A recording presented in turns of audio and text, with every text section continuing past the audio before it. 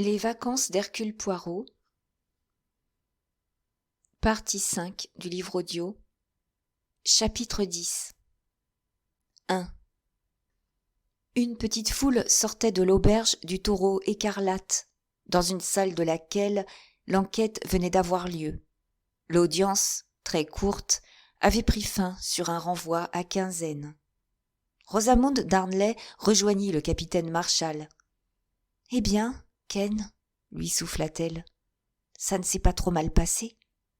Il ne répondit pas, peut-être parce qu'il avait conscience que ces villageois, qui le regardaient de tous leurs yeux, se retenaient à grand-peine de le montrer du doigt en disant « C'est lui, c'est le mari de la victime ».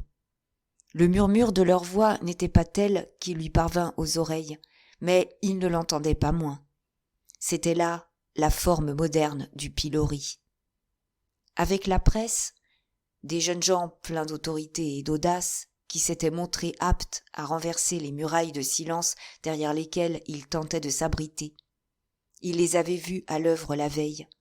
À leurs questions, il avait répondu « Je n'ai rien à dire », et les monosyllabes auxquels il s'était tenu, persuadé que de la sorte on ne trahirait pas sa pensée, il les avait retrouvés dans les journaux du matin, transformés en longues phrases et dénaturés.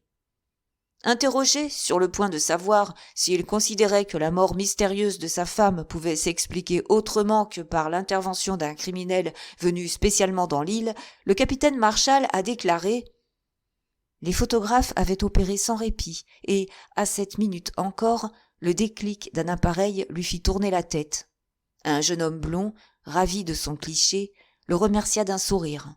Miss Darnley murmura « Légende. Après l'enquête, le capitaine Kenneth Marshall quitte le Taureau écarlate en compagnie d'une de ses amies. » Marshall fronça le sourcil. « À quoi bon vous fâcher, Kane ?» dit-elle. « Il faut en prendre votre parti. Je ne parle pas seulement de la mort d'Arlena, mais de tout ce qui en découle.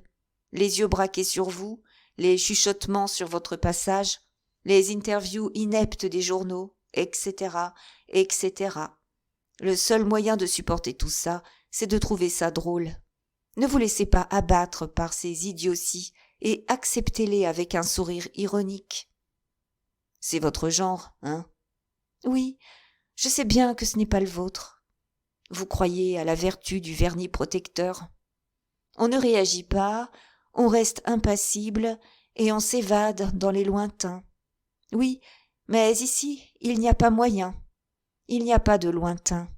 Vous êtes au milieu de la scène, bien en vue et bien éclairé. Un tigre avec ses rayures sur un fond de toile blanche. Le mari de la femme assassinée. Rosamonde, je vous en prie. Mais, mon cher Ken, c'est votre bien que je veux. Ils firent quelques pas en silence, puis il dit, et sa voix était profondément sincère. Je le sais, et je vous en suis infiniment reconnaissant. Ils sortaient du village. Les curieux les regardaient encore. Mais de loin, Rosamond, dans des termes à peine différents, reprit sa remarque initiale. En somme, les choses n'ont pas été trop mal. Qu'en pensez-vous ? Il prit un temps pour répondre. Je n'ai pas d'opinion, dit-il enfin. Qu'en pense la police ? Elle se montre très réservée. Il y eut un silence, puis elle dit. Ce petit bonhomme, Poirot, il s'occupe de l'affaire activement. On croirait qu'il a élu domicile dans la poche du chef de la police. Il ne le quitte pas. Je sais, mais fait-il quelque chose ? Comment le saurais-je ? Elle réfléchit. Il est déjà vieux, dit-elle ensuite. Un peu gâteux, j'imagine. C'est possible. Ils arrivaient à la digue. En face d'eux, l'île semblait dormir au soleil. « C'est curieux, » dit Rosamond, « comme parfois les choses ont l'air irréelles. En ce moment, j'ai l'impression que j'ai rêvé et qu'il ne s'est rien passé. »« Je vois ce que vous voulez dire, » fit-il. « La nature est indifférente. Une fourmi de moins, est-ce que ça compte ?»« C'est cela, » dit-elle, « et c'est comme ça qu'il faut voir les choses. » Il lui jeta un coup d'œil rapide. et dit, très bas, « Ne soyez pas inquiète, Rosamond. Il n'y a aucune raison. Aucune raison. » 2. Dévalant la digue, Linda courait à leur rencontre. Elle s'arrêta devant eux, hors d'haleine. Rosamond la trouva nerveuse. Beaucoup trop. Ses lèvres étaient sèches et, sous ses yeux, des cernes sombres gâtaient son visage enfantin. « Alors ?» demanda-t-elle. « L'enquête est ajournée à 15 jours, répondit Marshall. « Ça veut dire qu'ils n'ont rien décidé ?»« Exactement. Ils ont besoin de nouveaux témoignages. »« Mais qu'est-ce qu'ils pensent ?» Malgré lui, Marshall sourit. « Mon pauvre petit, dit-il, comment veux-tu qu'on le sache ? Et d'abord, qui entends-tu par « il » ? Le procureur du roi, les jurés, la police, les journalistes ou les pêcheurs de l'Evercombe ? L'enfant dit, comme à regret, « La police. »« La police, » fit Marshall. « Quoi qu'elle pense, tu te doutes bien qu'elle ne va pas le crier sur les toits. » On arrivait à l'hôtel. Il y entra sans ajouter un mot. Comme Rosamond le suivait, Linda la rappela. « Rosamond ?» La jeune femme se retourna. Elle vit un pauvre petit visage si malheureux, il y avait tant de détresse dans les yeux de Linda qu'elle revint sur ses pas. Elle glissa son bras sous celui de l'enfant et, l'entraînant loin de l'hôtel, dans un petit sentier qui conduisait à l'autre extrémité de l'île, elle lui parla. « Ce qu'il faut, Linda, lui dit-elle, avec une douceur quasi maternelle, c'est ne plus penser à tout ça. Je sais que c'est terrible, que tu as reçu un coup, et je me doute de tout ce que tu peux me dire.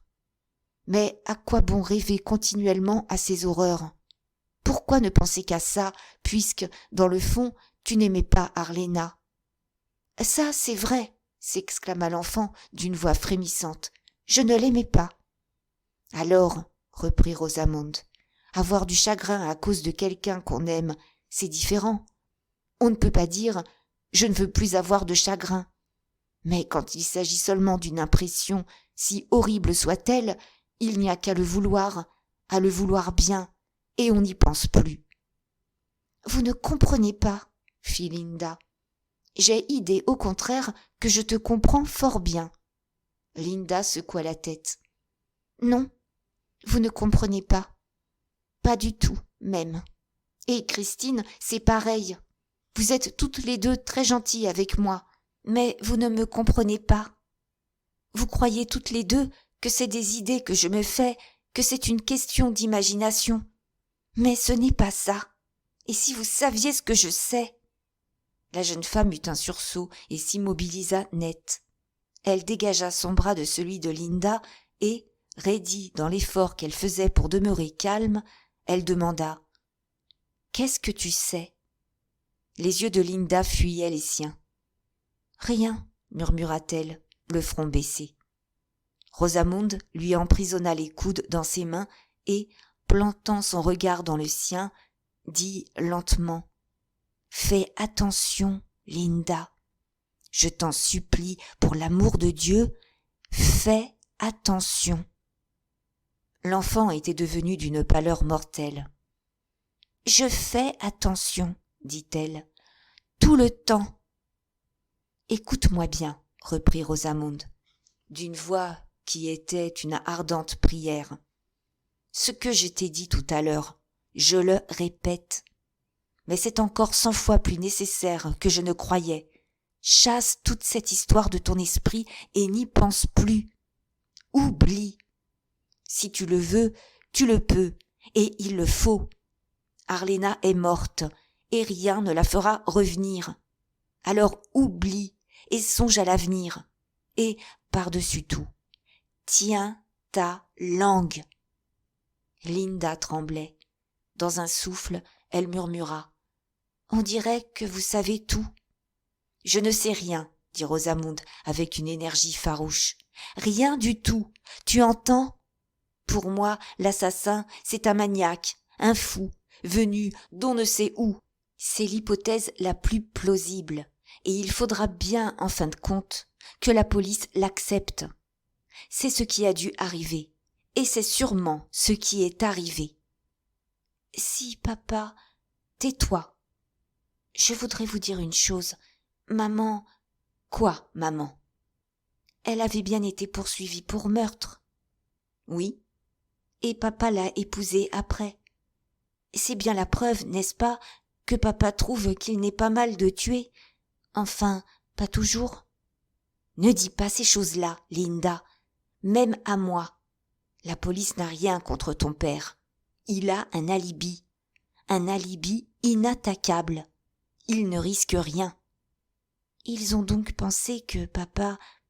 Est-ce que je sais ce qu'ils ont pensé? L'important, c'est qu'ils savent maintenant qu'il ne peut pas l'avoir tué. Tu comprends? Il ne peut pas l'avoir tué. Il y avait dans sa voix une autorité extraordinaire, l'accent sincère d'une conviction qu'elle était anxieuse de faire partager à l'enfant. Linda était bouleversée. Des frémissements nerveux secouaient son corps. « N'aie pas peur, » reprit Rosamond. « Bientôt, tu pourras partir d'ici et tu oublieras toutes ces vilaines choses. » Avec une violence soudaine, Linda cria « Non, non, je n'oublierai jamais !» Elle s'arracha à l'étreinte de la jeune femme et, courant à toutes jambes, s'enfuit vers l'hôtel. Rosamond, stupéfaite, demeura comme clouée sur place. 3. Il y a, chère madame, quelque chose que je voudrais vous demander. Christine Redfern tourna les yeux vers Poirot, mais sa pensée était visiblement ailleurs. « Oui, dit-elle. » Hercule Poirot s'aperçut bien qu'elle pensait à autre chose. Il avait remarqué que, depuis un bon moment déjà, le regard de la jeune femme ne quittait pas la silhouette de son mari, qu'on apercevait là-bas, sur la terrasse, faisant les 100 pas devant le bar. Mais, pour l'instant, les problèmes conjugaux ne l'intéressaient pas. Ce qu'il voulait, c'était des informations. « Oui, dit-il, il s'agit d'une phrase que vous avez dite l'autre jour et qui a retenu mon attention. » Christine, dont les yeux s'étaient remis à suivre Patrick, paraissait absente. Poirot, cependant, poursuivit. « Vous répondiez à une question du chef de la police.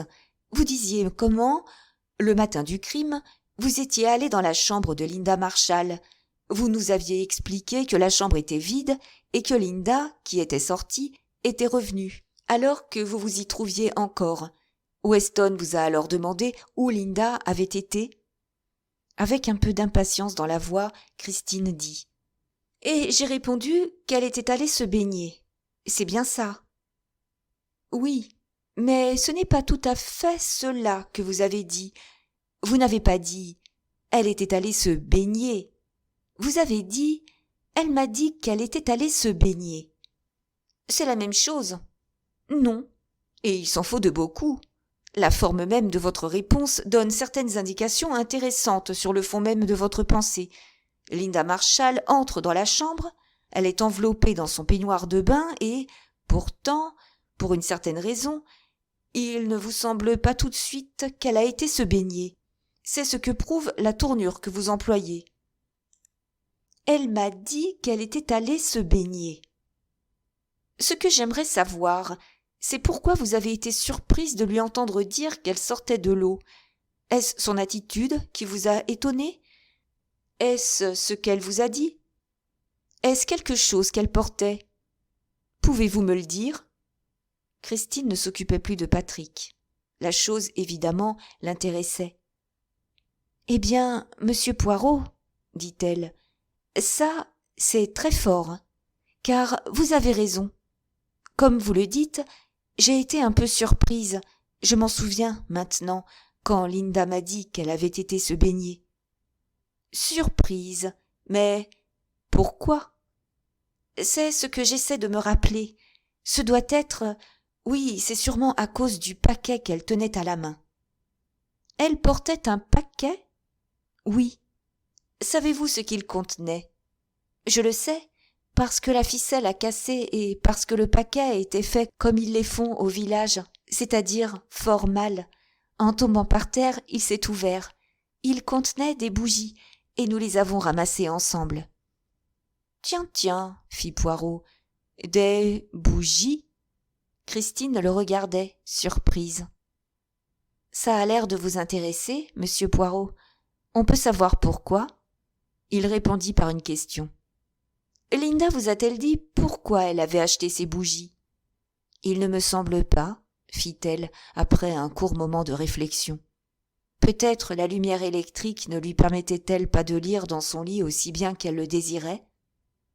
Ce n'est certainement pas ça. Il y a une lampe à la tête de son lit, et elle fonctionne parfaitement. Alors, je ne sais pas ce qu'elle pouvait bien vouloir en faire. Après un silence, Poirot demanda. Quand son paquet s'est ouvert sur le plancher, quelle a été son attitude ? Elle a paru gênée, embarrassée.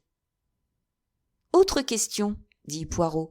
Dans sa chambre, avez-vous remarqué un calendrier ? Un calendrier ? De quel genre ? Un de ces calendriers qu'on accroche au mur et qu'on effeuille. Celui-là devait être vert. Christine fit un effort de mémoire. Son front se plissa. Un calendrier vert, dit-elle au bout d'un instant. Il me semble que j'en ai vu un récemment. Mais où ? Je ne m'en souviens pas. Il était vert clair.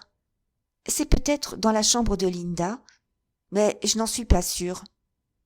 En tout cas, vous en avez vu un. Ah, ça, certainement. Après un moment de silence, elle dit « Maintenant, monsieur Poirot, dites-moi ce que tout cela signifie. Où voulez-vous en venir ?» Pour toute réponse, Poirot tira de sa poche un petit volume à la reliure de cuir. « Vous avez déjà vu ça ?» demanda-t-il. « J'en ai un peu l'impression. Attendez donc. Oui, je me souviens. C'était chez le libraire du village, l'autre jour. Linda l'avait entre les mains. Elle l'a vivement refermé quand elle m'a aperçu et elle l'a remis en place. Je me suis demandé ce que ça pouvait être. Et puis, je n'y ai plus pensé. » Poirot lui montra le titre. « Histoire des sorcières et de la sorcellerie », suivi d'un traité sur la fabrication des poisons. Christine leva vers Poirot des yeux étonnés. « Qu'est-ce que ça veut dire ?»« Ah, chère madame, fit gravement Poirot, ça peut vouloir dire beaucoup de choses. » Elle allait l'interroger de nouveau, mais il ne lui en laissa pas le temps. « Une dernière question, fit-il. Ce matin-là, avant d'aller jouer au tennis, avez-vous pris un bain dans votre chambre ?»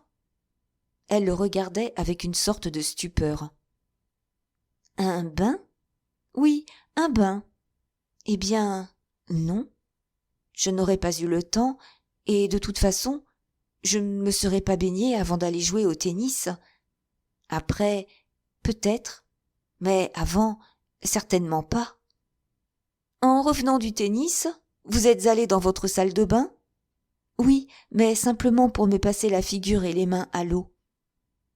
Vous ne vous êtes pas servi de votre baignoire ? Ça, certainement pas, j'en suis sûre. Merci, dit Poirot. 10 secondes plus tard, avec un sourire aimable, il ajoutait. D'ailleurs, ça n'a aucune importance. 4. Hercule Poirot se tenait debout auprès de la table sur laquelle madame Gardner avait étalé un puzzle, contre lequel elle luttait avec acharnement. L'apercevant, elle sursauta. « Ah, monsieur Poirot, vous êtes arrivé si doucement que je ne vous ai pas entendu venir. Vous revenez de l'enquête, probablement. Moi, la seule idée que cette enquête ait lieu aujourd'hui m'avait tellement retournée que je me suis sentie incapable de rien faire et que je me suis attaquée à ce puzzle. Je n'avais même pas envie d'aller m'asseoir sur la plage comme d'habitude. Monsieur Gardner vous le dirait, quand j'ai les nerfs dans cet état-là, il n'y a rien de tel qu'un de ces puzzles pour les calmer. Mais où est-ce que cette pièce peut bien aller ? Elle fait sûrement partie du tapis de fourrure, et elle ne s'adapte nulle part. Poirot prit délicatement le petit morceau de bois entre deux doigts et dit, l'examinant. « Cette pièce va quelque part, chère madame, mais non où vous voulez la placer. Elle fait partie du chat. »« Mais ce n'est pas possible, c'est un chat noir. »« C'est un chat noir, mais il se trouve que ce chat noir a le bout de la queue blanc. Regardez vous-même. »« C'est pourtant vrai. Vous êtes formidable, monsieur Poirot. Mais avouez que les gens qui fabriquent ces puzzles ont l'esprit bien contrariant. On croirait qu'ils font exprès d'inventer des pièges pour induire les joueurs en erreur. » Elle plaça une autre pièce et reprit. « Vous savez, monsieur Poirot, que je vous observe depuis 48 heures. Depuis mon arrivée ici, je souhaitais avoir l'occasion de vous voir débrouiller une affaire criminelle. N'allez pas croire pour ça que je suis un être sans cœur et que je ne plains pas cette pauvre femme qui est morte. Au contraire, chaque fois que je pense à elle, j'en ai le frisson. Je le disais encore à monsieur Gardner ce matin. Il faut absolument que nous nous en allions d'ici, sinon je tomberais malade.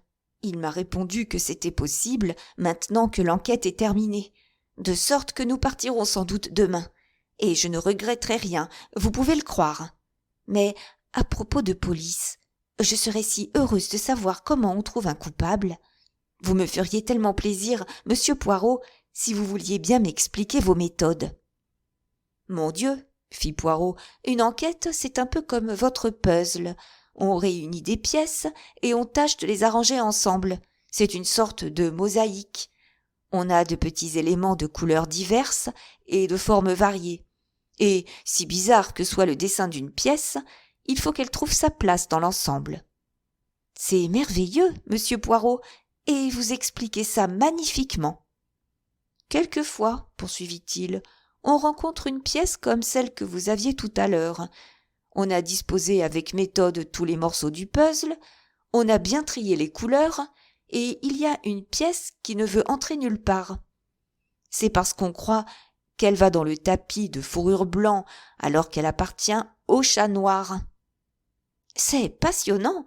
Avez-vous déjà réuni beaucoup de pièces, monsieur Poirot ? »« Pas mal. Tout le monde dans cet hôtel m'en a donné. Même vous, chère madame. »« Moi ? » dit madame Gardner, dans un petit cri aigu. « Mais oui, une remarque que vous avez faite m'a beaucoup servi. Je peux dire qu'elle a été pour moi un trait de lumière. »« C'est palpitant.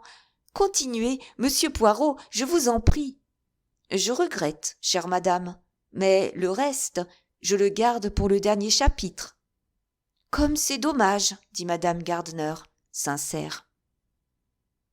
5. Hercule Poirot frappa doucement à la porte du capitaine Marchal.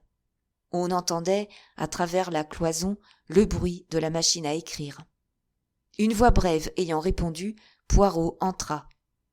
Assis à une petite table placée entre les deux fenêtres, le capitaine tapait à la machine. Il tournait le dos à Poirot, mais ses yeux rencontrèrent ceux du visiteur dans la glace qui se trouvait juste en face de lui. « Que désirez-vous » demanda-t-il d'un ton rogue. « Je vous demande pardon de vous déranger, capitaine. Vous êtes occupé ? » ?»« On le dirait. »« Je n'ai qu'une toute petite question à vous poser. »« Je suis fatigué de répondre à des questions, » s'exclama Marchal. « J'ai répondu à celle de la police, et je ne me sens pas d'humeur à répondre aux vôtres. »« Je n'en ai qu'une, et elle est si simple. Voici, le matin du crime, quand vous avez eu fini de taper à la machine avant d'aller au tennis, avez-vous pris un bain ? » ?»« Un bain ? Bien sûr que non. Je m'étais baigné 1 heure avant. »« Je vous remercie. C'est tout ce que je voulais savoir. Mais, dites-moi, pourquoi ?» Il se ravisa, haussa les épaules et renonça à sa question. Poirot sortit, fermant délicatement la porte derrière lui. « Ce type-là est complètement cinglé, » dit Kenneth Marshall en se réinstallant devant son clavier. 6. C'est devant le bar que Poirot rencontra M. Gardner. L'Américain, un cocktail dans chaque main, s'en allait évidemment rejoindre son épouse, toujours aux prises avec son laborieux puzzle. Il sourit aimablement à Poirot et lui offrit un cocktail. Le détective refusa avec un mot gentil. « Qu'est-ce que vous pensez de cette enquête ?» demanda-t-il ensuite. M. Gardner posa ses verres sur une table et baissa la voix pour répondre. J'ai l'impression que ces gens-là ne savaient pas bien où ils voulaient en venir. En outre, il m'a semblé que la police gardait quelque chose dans sa manche. Poirot admit que c'était possible. Sur un ton plus confidentiel encore, M. Gardner ajouta « Entre nous, je suis content de pouvoir emmener Mme Gardner loin d'ici. C'est une femme très, très impressionnable, et les événements de ces derniers jours l'ont fâcheusement ébranlée. Elle a les nerfs à vif. » Poirot écoutait, mais suivait son idée. « Puis-je vous poser une question ?» demanda-t-il. « 10, si vous voulez. Je serais ravi de vous rendre service. »« Merci. Monsieur Gardner, vous avez l'expérience de la vie. Je connais la sûreté de votre jugement. Voudriez-vous, en toute franchise, me dire ce que vous pensez de feu Madame Marshall ?» Très surpris, l'Américain, avant de répondre, jeta alentour quelques regards prudents. Il dit ensuite, dans un murmure à peine audible: « J'ai entendu raconter sur elle beaucoup de choses. Des ragots colportés principalement par des femmes. Mais si vous voulez mon avis, mon opinion sincère, c'est que cette femme-là était surtout une sotte. »« Merci, » dit Poirot. « Voilà qui me paraît extrêmement intéressant. » 7. « Alors, c'est mon tour ?» dit Rosamond Darnley en riant. « Pardon ? L'autre jour, » expliqua la jeune femme. « C'est le chef de la police qui interrogeait. Vous l'assistiez. Aujourd'hui, vous opérez vous-même. Enquête personnelle, en marge de la police officielle. Je vous surveille depuis un moment. Vous avez commencé par Madame Redfern, continué par Madame Gardner. Par la fenêtre du hall, je vous ai entrevue, la confessant tandis qu'elle pâlissait sur son horrible puzzle. Alors je dis « Maintenant, c'est mon tour !» Ils s'étaient assis côte à côte sur la falaise, à roc-soleil. À leurs pieds, la mer était glauque. Au large, elle apparaissait d'un bleu éblouissant. « Vous êtes très intelligente, Miss, » répondit Poirot, « et je m'en suis aperçu dès le jour de mon arrivée. C'est pourquoi j'aimerais parler de cette affaire avec vous. Vous voulez savoir ce que j'en pense ? Ça m'intéresserait. » Elle attendit quelques secondes, puis elle dit « Eh bien, tout cela me paraît assez simple. La solution est dans le passé de la femme. » « Dans son passé ? Vous croyez ? » « Oh, il ne s'agit pas nécessairement d'un passé très ancien. Voici comment je vois les choses. Arléna était belle, très belle, et, pour les hommes, très attirante. Mais j'imagine qu'elle se fatiguait d'eux assez rapidement. Parmi ses admirateurs, il s'en est trouvé un qui n'a pas accepté son congé.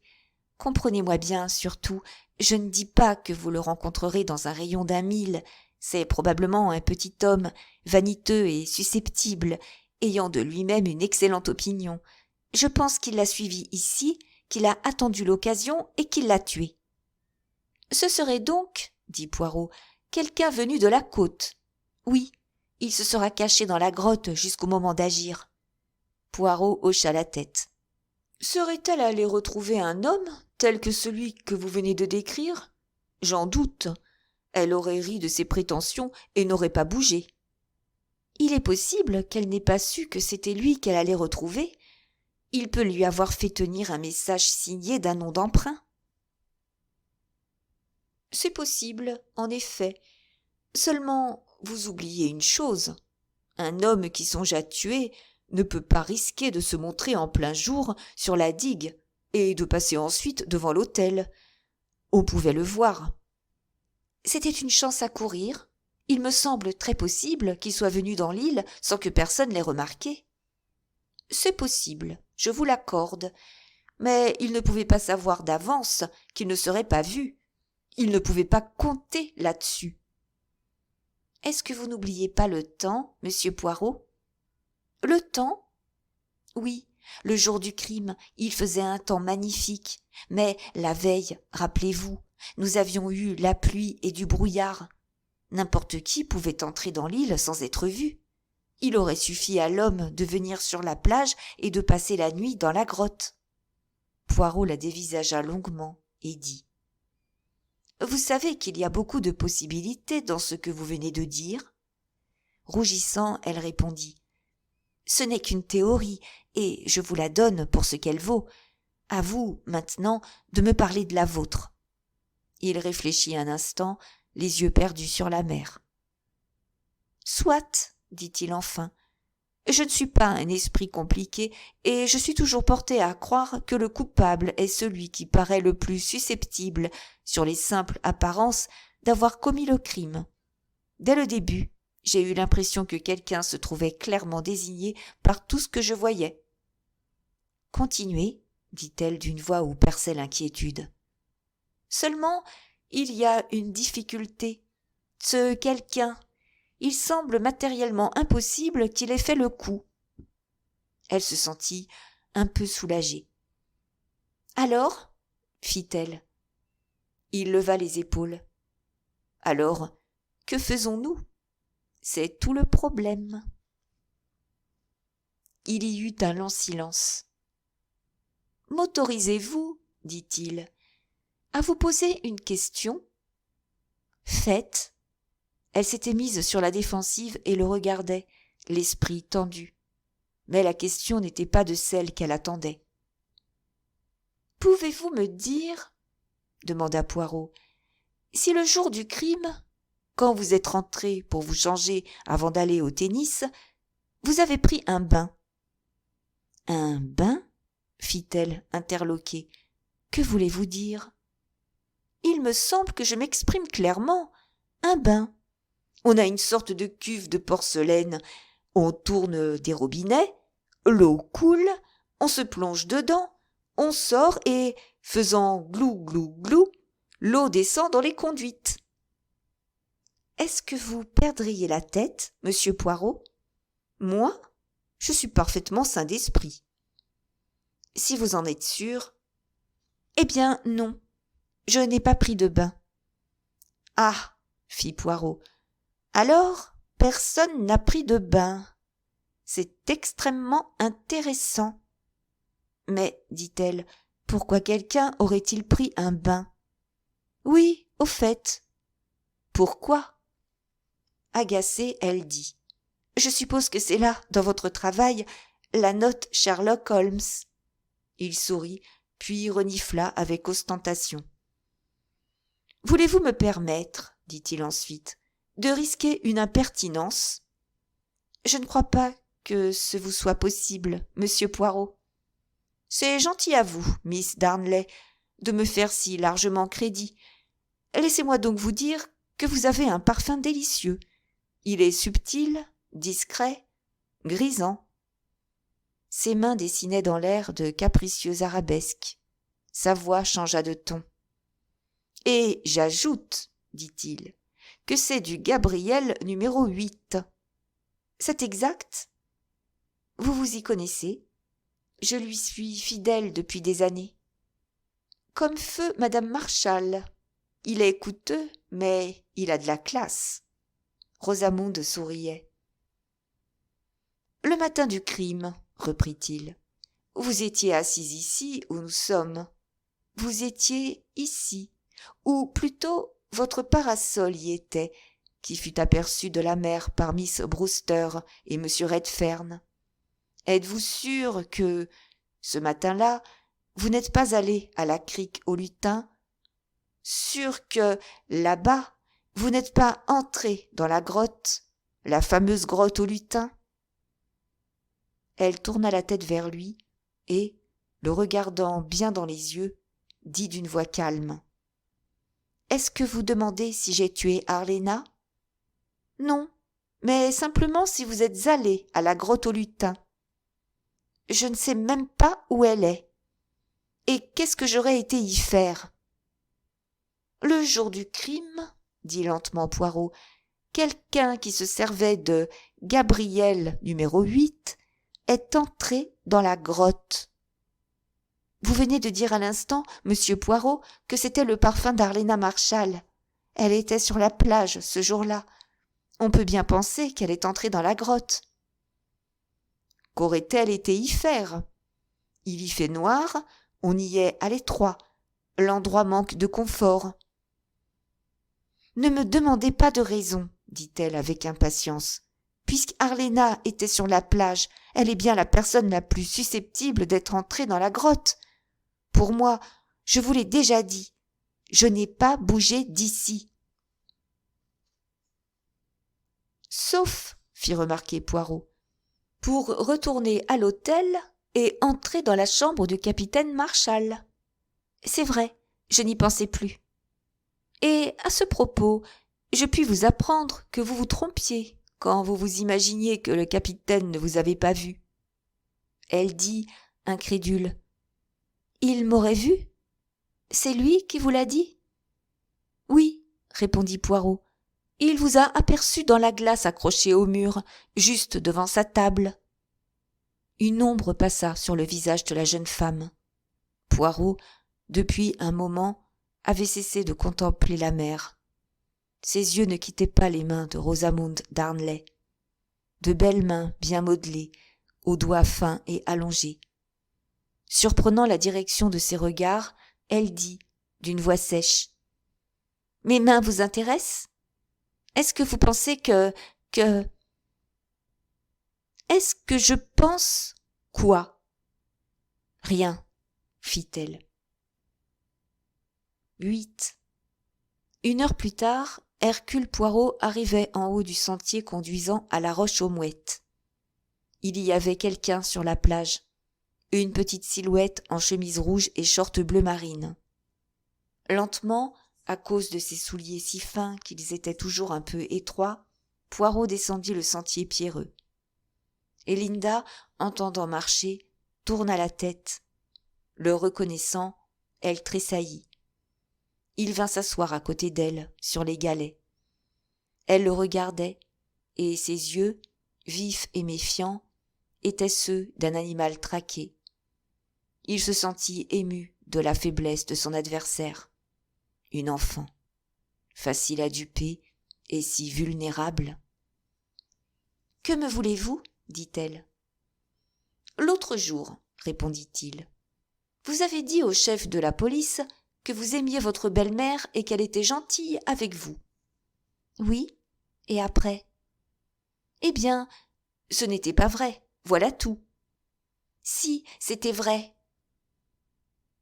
Qu'elle n'ait pas été positivement méchante avec vous, reprit Poirot avec douceur, je vous l'accorde. Mais vous ne l'aimiez pas. Je dirais même que vous la détestiez. Ça se voyait. Je ne l'aimais peut-être pas beaucoup, dit Linda, mais quand une personne est morte, on n'a pas le droit de dire ça. Ça serait manquer de respect à sa mémoire. J'imagine que c'est en classe qu'on vous a appris ça. Peut-être bien. Seulement, quand il s'agit de quelqu'un qui a été assassiné, il est plus important de dire la vérité que de manquer de respect à sa mémoire. Je me doutais que vous diriez quelque chose comme ça. Il faut bien. Vous comprenez, il faut absolument que je trouve qui a tué Arléna Marchal. Je veux oublier tout ça, fit-elle très bas. C'est trop horrible. Il prit sa voix la plus douce pour dire. Oui, seulement, vous ne pouvez pas l'oublier, n'est-ce pas? Je crois qu'elle a été tuée par un fou. Non, je ne pense pas que ça s'est passé tout à fait comme ça. Linda se sentait oppressée. Vous parlez comme si vous saviez, dit-elle avec effort. Peut-être est-ce parce que je sais. Quelques secondes passèrent. Mon enfant, reprit-il, vous avez de gros soucis. Voulez-vous me faire confiance et me permettre de vous aider? Elle se leva d'un bond. Non, répondit-elle, criant presque. Je ne suis pas ennuyée du tout, et vous ne pouvez rien pour moi. Et puis, d'abord, Je ne sais pas de quoi vous parlez. Je parle de bougies, dit-il doucement. Une expression de terreur déforma les traits de l'enfant. Je ne veux pas vous écouter, cria-t-elle. Je ne veux pas. Elle lui tourna brusquement le dos et se mit à courir vers le sentier. Poirot hocha la tête. Il avait l'air grave et troublé. Chapitre 11 1. Écouté avec attention par le chef de la police, l'inspecteur Colgate faisait son rapport. « Je crois, monsieur, disait-il, que j'ai mis la main sur quelque chose d'assez sensationnel. Il s'agit de la fortune de madame Marshall. J'ai vu ces hommes d'affaires que sa fin tragique a fortement surpris, et je crois que j'ai la preuve qu'elle était bien la victime d'un maître chanteur. Vous vous souvenez que le vieil Erskine lui a laissé 50 000 livres. Eh bien, de ces 50 000 livres, il n'en reste plus guère qu'une quinzaine. » Weston émit un petit sifflement admiratif. « Bigre ! Et qu'est-il advenu du surplus ? » C'est justement le point intéressant. Elle a vendu des valeurs de temps à autre, et chaque fois, elle s'est fait remettre l'argent en billets, ce qui revient à dire que cet argent allait en fin de compte à quelqu'un dont elle ne voulait pas qu'on pût trouver trace. C'est bien la preuve du chantage. « C'est bien mon avis, » fit Weston. « J'ajoute que le maître chanteur est ici, dans cet hôtel. Autrement dit, c'est un des 3 hommes dont nous avons à nous occuper. Rien de neuf de ce côté ? » Rien de bien convaincant. Le major Barry est bien, comme il le prétend, un officier en retraite. Il vit dans un petit appartement, il a sa pension et quelques valeurs. Mais, chose curieuse, il a déposé en banque des sommes assez considérables au cours de l'année dernière. Ça m'a l'air assez intéressant. Comment explique-t-il ça ? Il dit qu'il a gagné aux courses.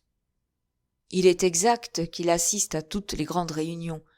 Exact aussi qu'il joue. Et ça ne laisse pas de traces. C'est juste. Quoi qu'il en soit, nous retiendrons ça, le cas échéant. Colgate reprit. Ensuite, je me suis occupé du révérend Stephen Lane. Il a une bonne réputation.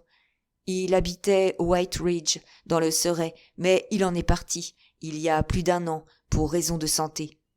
Et exactement, il est entré dans une maison de repos où l'on traite les maladies mentales. Il y est resté plus d'1 an. Bon à savoir, fit Weston. J'ai essayé de connaître l'opinion des médecins à son sujet, mais vous connaissez les toubibs. Difficile de leur extraire un renseignement utile. D'après les demi-confidences que j'ai tout de même réussi à leur soutirer, il semble que le bonhomme se classait parmi les obsédés. Il voyait le démon partout. Déguisé en femme, la femme fatale, la prostituée de Babylone. C'est à retenir aussi, dit Weston. Des obsessions de ce genre-là peuvent mener au crime. Il y a des précédents. Stephen Lane est à tout le moins un coupable possible. Avec ses cheveux rouges, Madame Marshall était un assez beau spécimen de ce qu'un clergyman peut appeler la prostituée de Babylone, la femme de perdition. Il n'est pas impossible qu'il se soit dit que sa mission était de la supprimer. Cela, bien entendu, si nous admettons qu'il est réellement dérangé. Rien qui indiquerait qu'il ait pu la faire chanter ? Rien. Sous ce rapport, il est évidemment blanc comme neige. Il a de petits revenus et son compte en banque n'a pas grossi de façon suspecte en ces derniers temps. Vous avez vérifié l'histoire de sa promenade le jour du crime ? J'ai essayé, mais les résultats ne sont pas fameux. Personne ne se souvient d'avoir rencontré un clergyman dans les bois. Quant au registre de l'église, personne ne l'avait ouvert depuis une quinzaine, et le dernier touriste de passage l'avait signé 3 jours plus tôt. Lane pourrait très bien avoir été à Saint-Pétroc la veille, ou même l'avant-veille, et s'être inscrit à la date du 25. En effet, passons à Horace Blatt. Celui-là, autant vous dire tout de suite qu'il ne me paraît pas très catholique. Les sommes qu'il paie au titre de l'impôt sur le revenu dépassent de beaucoup celles qu'il gagne dans le commerce de la quincaillerie. Avec ça, C'est un de ses clients qui vous glisse entre les doigts. Naturellement, son boniment est prêt.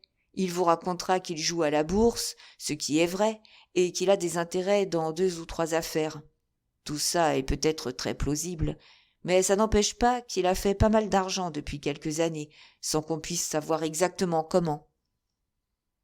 En fait, dit Weston, vous avez l'impression que M. Horace Blatt est un maître chanteur professionnel, dont les affaires ne marchent pas mal. C'est ça, monsieur. Ou c'est la drogue. J'ai vu l'inspecteur en chef Ridgway, qui s'occupe de la chasse aux trafiquants de stupéfiants, et mon histoire l'a terriblement intéressé. Il y a pas mal d'héroïne sur le marché depuis quelque temps. La brigade de Ridgway surveille les petits distributeurs. Elle sait plus ou moins pour qui ils travaillent, mais elle n'a aucune idée de la façon dont la drogue entre en Angleterre. Si la mort de Madame Marshall, dit Weston, est le résultat de ses relations, innocentes ou non, avec une bande de trafiquants de drogue, le mieux que nous avons à faire, c'est de passer l'affaire à Scotland Yard. C'est son gibier, et pas le nôtre. Qu'en pensez-vous ?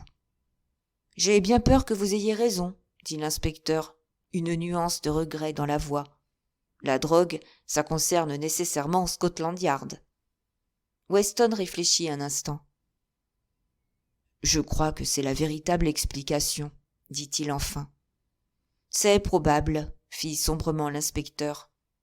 L'innocence de Marshall ne fait pas de doute, bien que j'ai récolté une information qui aurait pu nous servir si son alibi n'avait pas été de première qualité. Son affaire est en très mauvaise posture. Pas par sa faute, ni par celle de son associé. Non, simple conséquence de la crise de l'an dernier et du marasme actuel. Il pouvait compter que la mort de sa femme lui rapporterait 50 000 livres. 50 000 livres, c'est une somme, et elle arriverait au bon moment. Il poussa un soupir.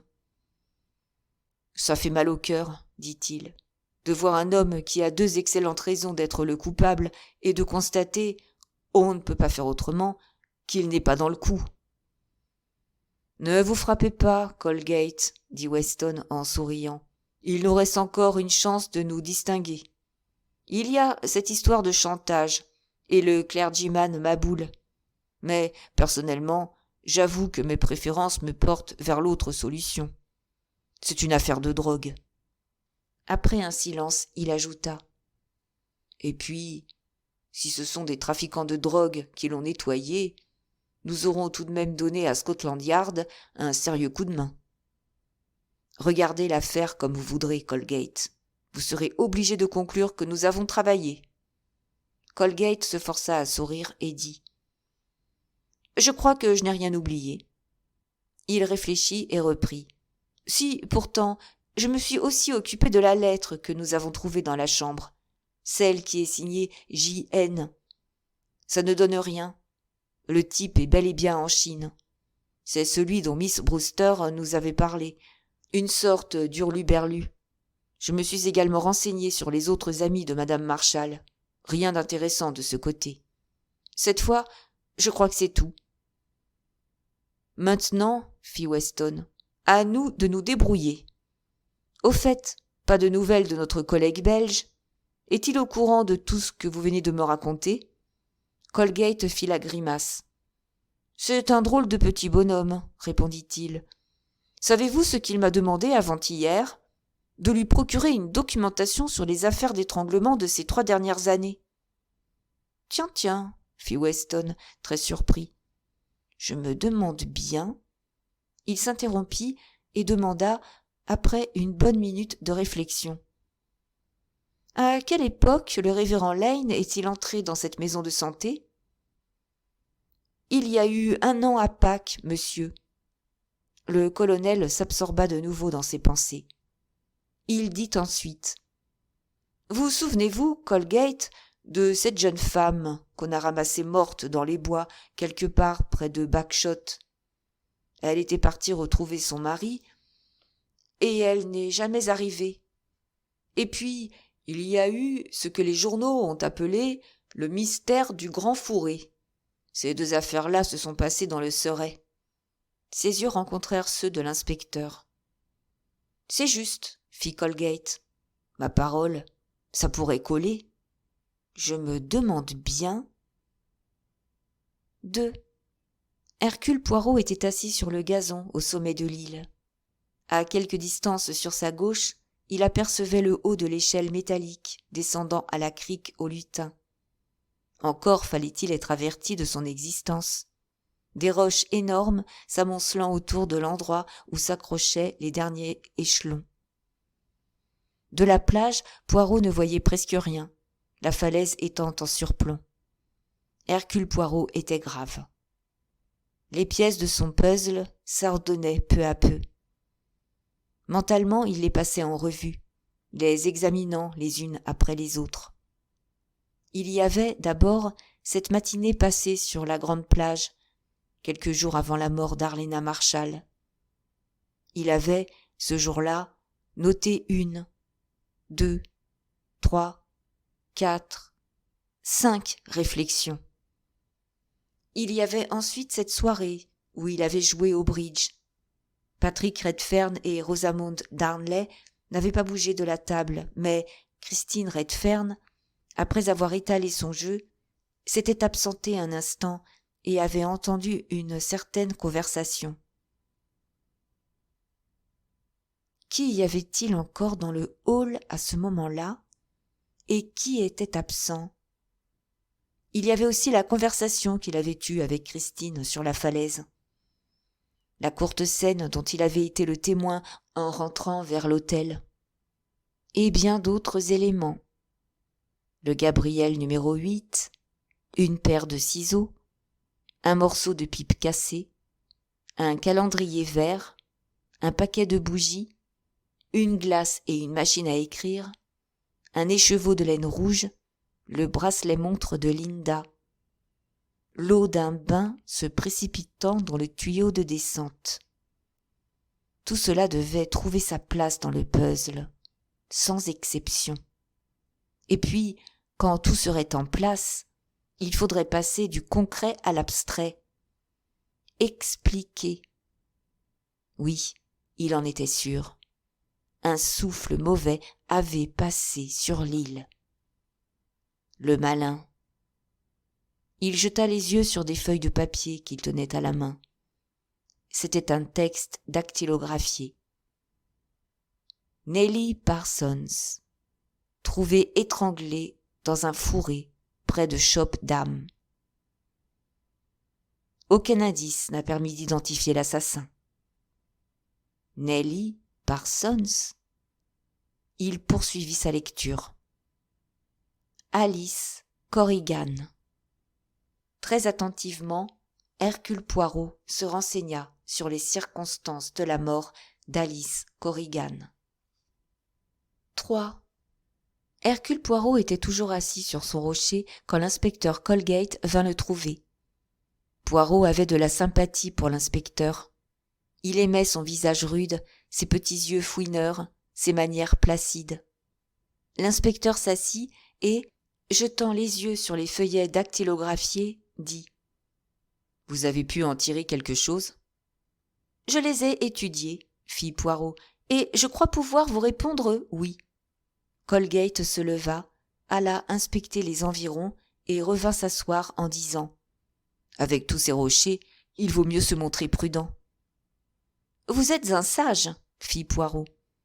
Il y eut un silence. « Je ne vous cacherai pas, monsieur Poirot, » déclara Colgate, « que ces deux affaires m'ont vivement intéressé, bien qu'il soit certain que je n'aurais jamais pensé à elles si vous ne m'en aviez pas parlé. Il y en a une qui m'a semblé particulièrement digne d'attention. »« L'affaire Corrigan. Oui, je suis même allé demander des renseignements à la police du Surrey, histoire de connaître les tenants et les aboutissants de l'affaire. »« Racontez-moi ça. Vous m'intéressez prodigieusement. »« Ça ne m'étonne pas. Alice Corrigan a été trouvée étranglée dans un taillis sur les hauteurs de Black Ridge, à moins de 10 milles des bois de Marley, où Nellie Parsons fut découverte, également étranglée. Ces deux points sont à moins de 12 milles de White Ridge, où M. Lane était vicaire. « Parlez-moi, dit Poirot, de la mort d'Alice Corrigan. La police de Surrey n'a pas songé tout de suite à établir une relation entre son assassinat et celui de Nellie Parsons. Cela parce qu'elle s'était mis dans la tête que c'était le mari qui avait fait le coup. Pourquoi la police était-elle partie sur cette idée fausse ? On ne sait pas. Probablement parce que l'homme était ce que les journalistes appellent parfois un chevalier du mystère. On ne savait pas trop qui il était, ni d'où il venait. Alice l'avait épousé contre la volonté de ses parents. Elle avait un peu d'argent, et elle n'avait rien eu de plus pressé que de contracter une assurance sur la vie au profit de son mari. Tout ça, c'était plus qu'il n'en fallait pour éveiller les soupçons. « C'est bien votre avis ?» Poirot acquiesça du chef. « Mais, poursuivit Colgate, quand on en vint à examiner les faits, le mari disparut du tableau. Le corps avait été découvert par une campeuse, une jeune femme répétitrice dans un collège du Lancashire, qui était vraiment le témoin idéal, celui qui sait la valeur d'une heure exacte et d'un détail précis. Elle avait noté l'heure où elle avait trouvé le cadavre. 4h15. Elle déclarait qu'à ce moment-là, la victime ne devait pas être morte depuis plus de 10 minutes, ce qui devait confirmer les conclusions du médecin légiste qui examina le corps vers 6h moins le quart. Elle s'était gardée de toucher à rien, et elle avait gagné à travers champs le commissariat de police de Bagshot. On s'aperçut bientôt que, de 3h à 4h10, le mari, Edward Corrigan, était dans le train, revenant de Londres, où ses affaires l'avaient appelé pour la journée. Il y avait 4 personnes dans son compartiment. À la gare, il avait pris, avec 2 d'entre elles, un autocar qu'il avait déposé à l'auberge du Grand-Pin, où il avait rendez-vous avec sa femme, pour le thé. Il était 5h moins le quart. Il commanda 2 thés, disant qu'il ne faudrait les servir qu'à l'arrivée de sa femme. Puis il alla l'attendre dehors.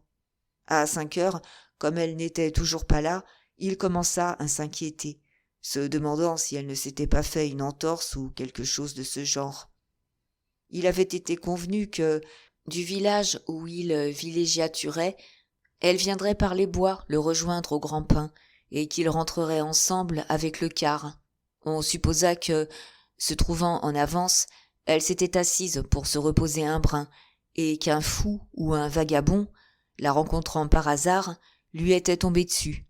Le mari, hors de cause, on pensa à raccrocher l'affaire à celle de Nellie Parsons, une petite servante d'auberge, pas très sérieuse, qu'on avait trouvée étranglée dans les bois de Marley. La police décida que les 2 crimes avaient été commis par le même individu, mais elle ne put jamais lui mettre la main dessus. On peut même dire qu'elle n'a jamais eu à suivre ce qu'on peut appeler une piste. Après un silence, il ajouta : « Et maintenant, nous voici avec une 3e femme étranglée. Et nous avons dans le secteur un certain gentleman que je ne nommerai pas. » Ses petits yeux perçants interrogeaient Poirot. Les lèvres de Poirot remuèrent. Colgate se pencha pour entendre, car c'est un murmure à peine distinct qui sortait de la bouche de Poirot. « Le difficile, disait-il, c'est de distinguer les pièces qui vont dans le tapis de fourrure de celles qui appartiennent à la queue du chat. » Colgate fronça le sourcil. « Je vous demande pardon, fit-il.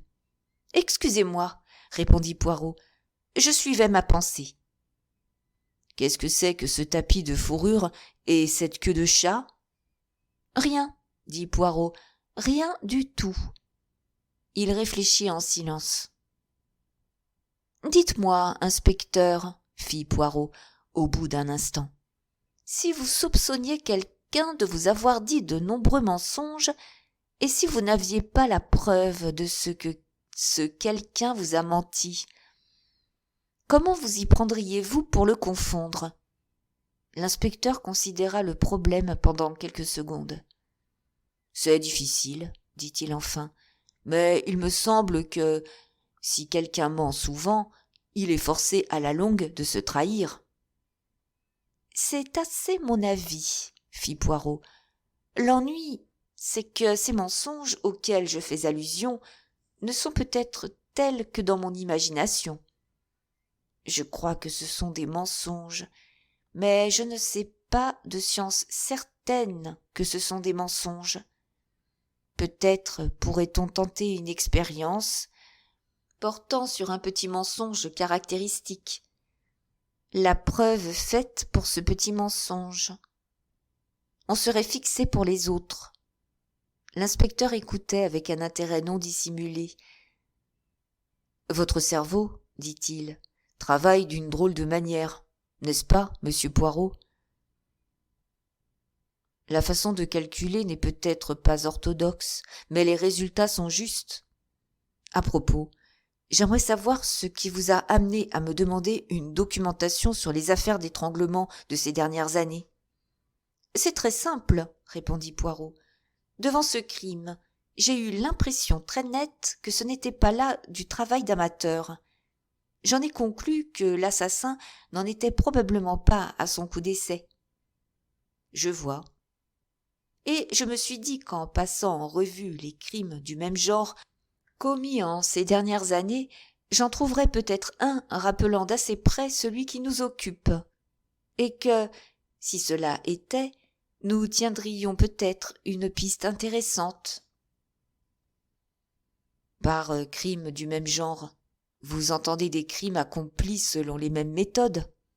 Non, non, je donne au mot un sens beaucoup plus étendu. La mort de Nelly Parsons, par exemple, ne m'apprend rien. Celle d'Alice Corrigan, au contraire. Dites-moi, inspecteur, avez-vous remarqué, entre cet assassinat et celui de madame Marshall, une analogie frappante ? Colgate tourna et retourna le problème dans son esprit.